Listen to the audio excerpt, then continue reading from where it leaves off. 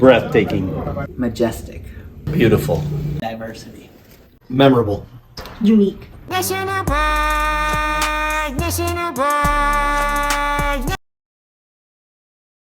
A national park is a part of the United States that is preserved and protected by the government to help sustain ecosystems. There are 63 official national parks, which are all important monuments that help shape our country.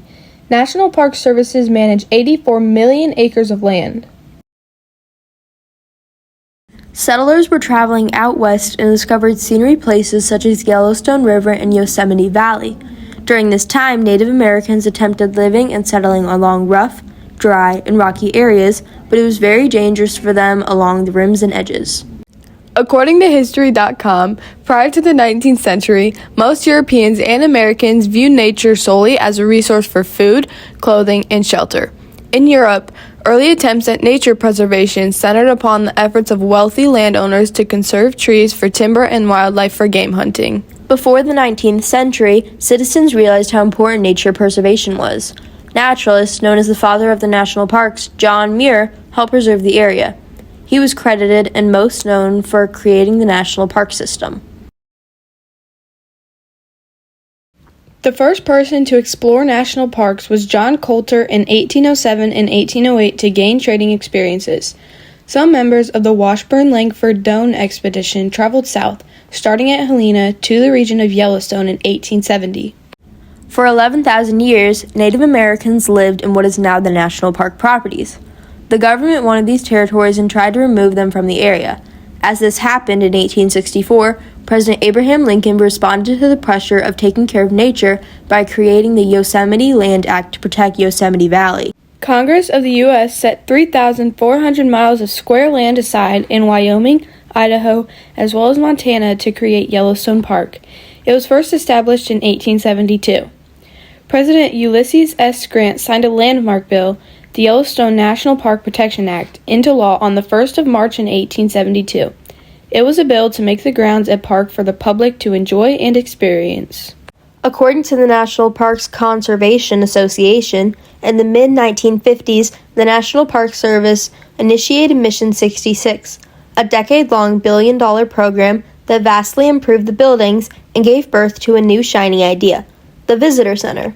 The Visitor Center is located in almost every national park, which has rangers to help with questions, give information, and displays. The Indiana Dunes is home to diverse species and habitats in the nation. They are formed by the mix of wind, water, quartz, and silica, which are still able to be changed by nature today. They have taken several of thousands of years to form, with a peak 200 feet above Lake Michigan. The movement to create the park in the public started in 1899, but it was officially authorized in 1966.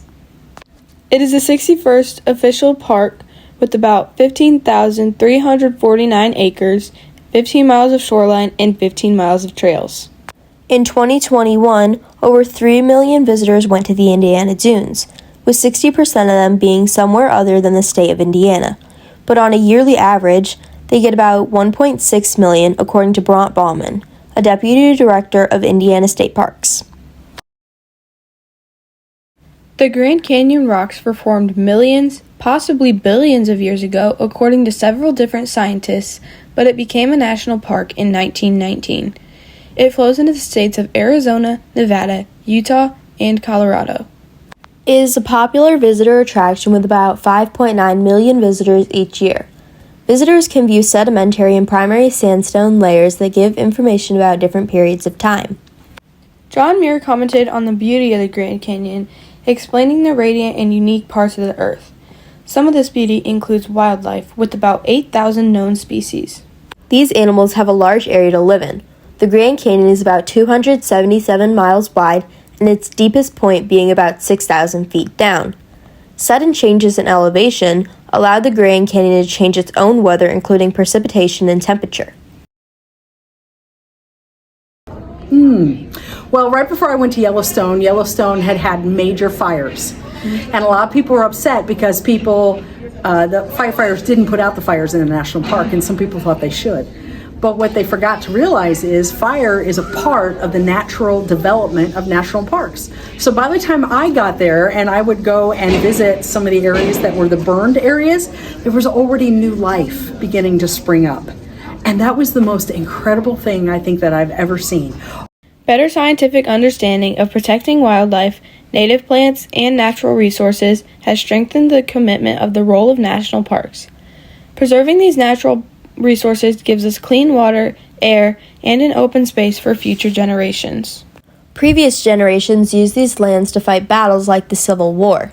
Today, national parks provide ranger-led programs, education, exhibits, and hands-on activities in fun and engaging ways.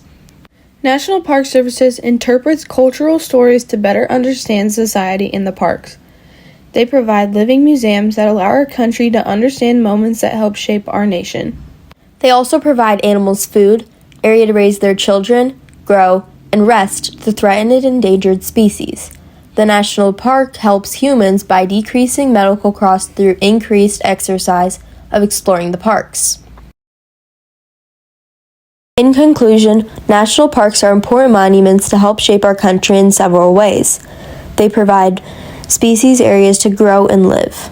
They provide cultural impacts such as education, entertainment, safe or improved resources, and the ability to explore the United States nature.